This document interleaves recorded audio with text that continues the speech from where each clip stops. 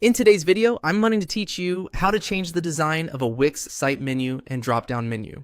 If your site navigation feels cluttered or hard to scan, a well-structured drop-down can instantly make it more organized and easier for visitors to use.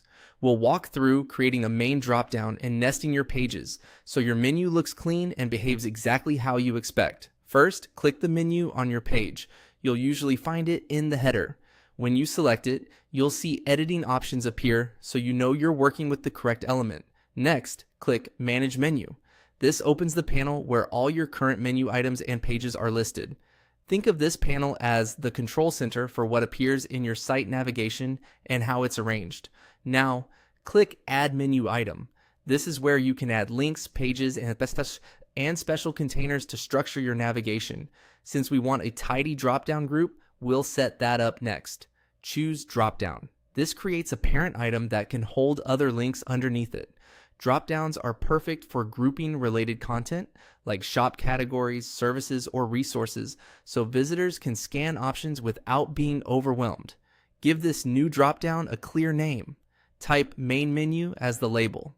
Short, descriptive labels help visitors understand what they'll find at a glance. Remember, the label you enter here is what shows up on your live site, so keep it concise and meaningful. Click Done to confirm. Your new dropdown will appear in the list as a regular menu item for now, ready to be positioned and filled with pages. Drag the dropdown to the very top of the list. Menu order in the panel reflects left to right or top to bottom on mobile on your live site, so placing it first gives it prime visibility.